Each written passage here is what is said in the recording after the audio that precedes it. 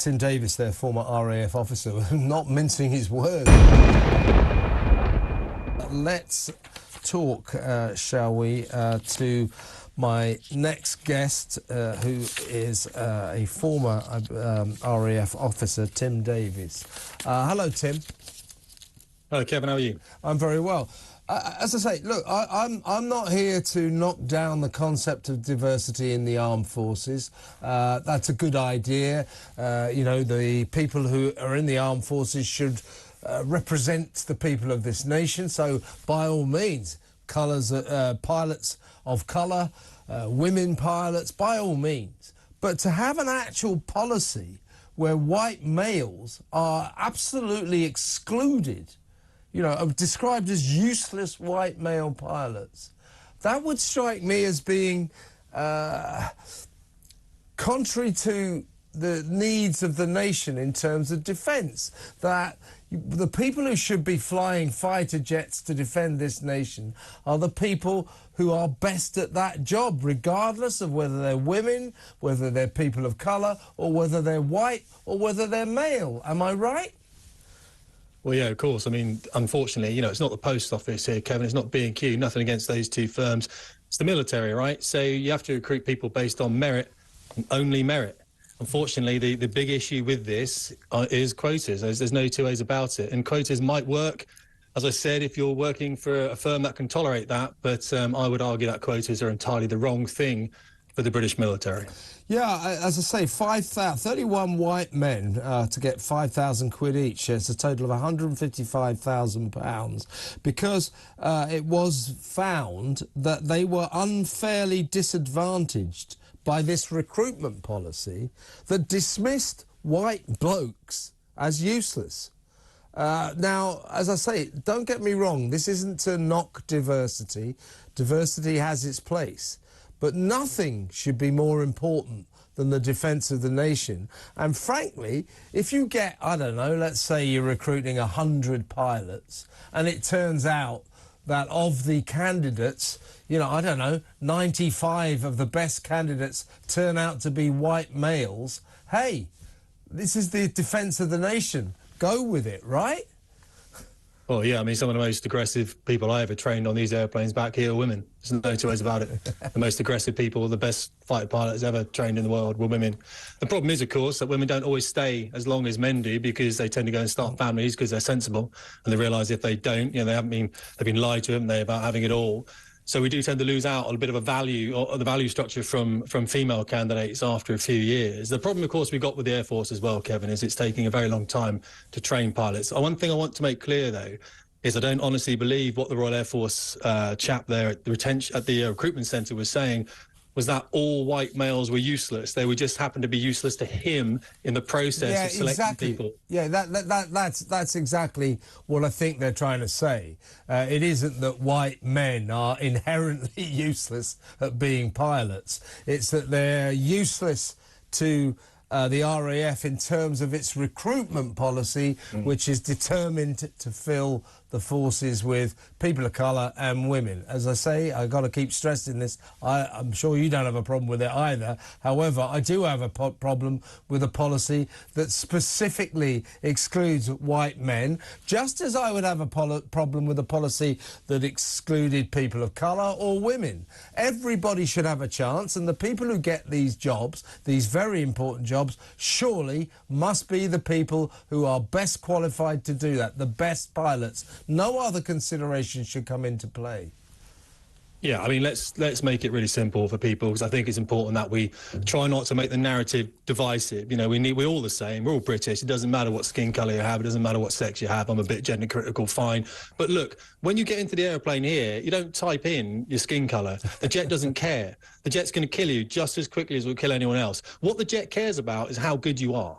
Yeah. There's no other thing that the jet cares about. Now, of course, I'm talking about pilots here. I trained pilots for a very long time, about 10 years. I was in the military for 20 years, both the Navy and the Air Force. And I think what, unfortunately, the Chief of Air Staff has done here is he's put the service back decades. And the reason I say that, Kevin, I'm being honest when I say this, because I do care deeply about it, because I've trained a lot of people, is not only now do you not know whether you're going to be selected based on your talents and your attributes and everything you've worked really hard for, when you're in the service, you won't know whether you've been promoted or whether you've been awarded awarded something based on your skills and everything else. You might think, well, and also the people next to you won't know. So if the young white dude or the black dude or the woman or whatever it might be gets promoted into another post, you might think to yourself, is that because they're a woman, or is that because they're black, or is that part of the Chief of Air Staff's very divisive quota policy that has been enacted, by the way, by the Ministry of Defence and the government? So let's not think this is a localised policy that Mike Wigson has come out with. This has come down from the top.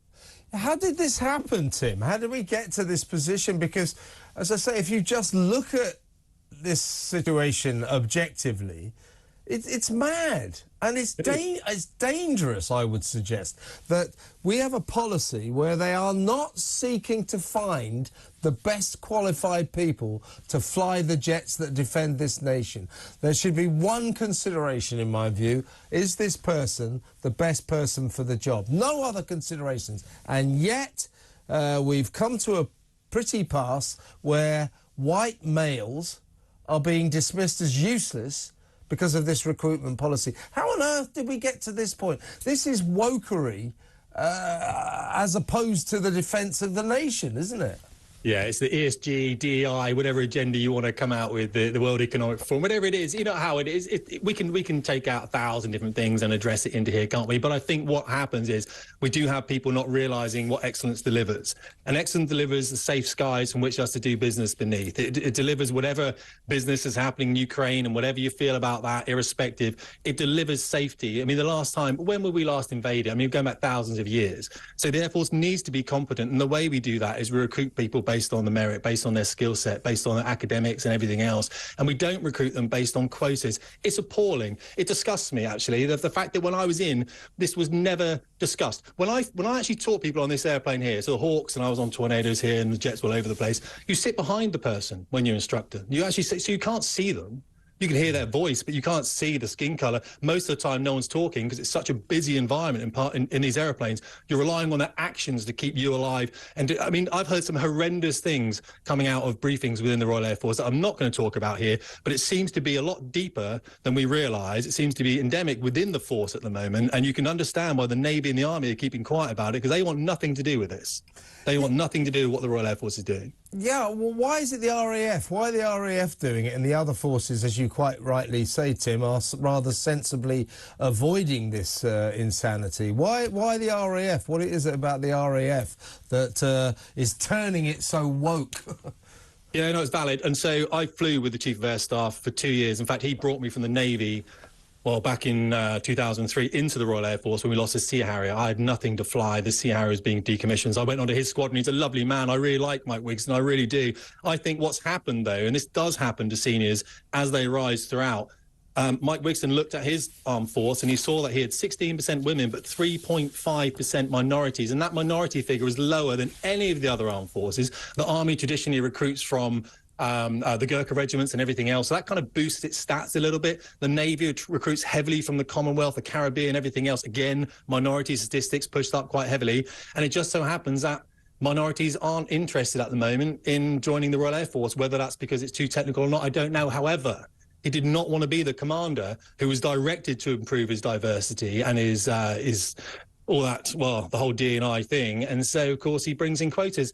And it was the most ludicrous quota, to be fair, Kevin. He said, I wanted 40% women and I want 20% minorities in the Royal Air Force by 2030. Patently unachievable. I have no idea. In a country with 13.6% minorities, how do you do that even? The key, and I know you haven't asked me, but I will just give you this for free. The key to how you do it is you just become the best force you possibly can. You tell everyone, look how great we are, look how hard we're working, look at the excellence that the Royal Air Force is delivering, and you attract people who have the same standards or who want to have the same standards as you. And that's where the Royal Air Force failed. And I believe a lot of it, I hate to say it, can be done on ego of very senior chiefs. Well, listen, Tim, it's been amazing talking to you. Before you go, as a trainer of pilots, what's the main trait you have to be a good pilot? What are you looking for? And let's exclude, I know you're not looking for skin colour or gender. What is it that you're looking for in someone that would indicate to you that this person's going to be a good pilot? I think two things, primarily confidence and humility. So you've got to be confident in your ability, which means you have to know you got there on merit. You didn't get there because you were a black kid or a woman. It's very damaging. And the humility means you have to understand that the debrief happens within oneself a lot of the time. It happens when you're leaving work in the car to think, how am I going to perform better tomorrow? How am I going to make sure I'm a safer, more competent pilot, and to be able to deliver, you know, kinetic weapon effects to the enemy in a mature and effective manner. So those two things, really, confidence and humility. Tim, as I said, it's been amazing talking to you. Let's talk again very soon. Thank you. That was Tim Davis, their former RAF officer, not mincing his words about this. And it did seem to me pretty damn obvious that an armed force, particularly like the RAF, you're choosing pilots. You're sitting around going, oh, sorry, wrong colour. Oh, no, it's a bloke. We need women. That's ridiculous. This is the defence of the nation. And they are watering down the quality of our pilots, the pilots that defend this nation, on the back of stupid wokery.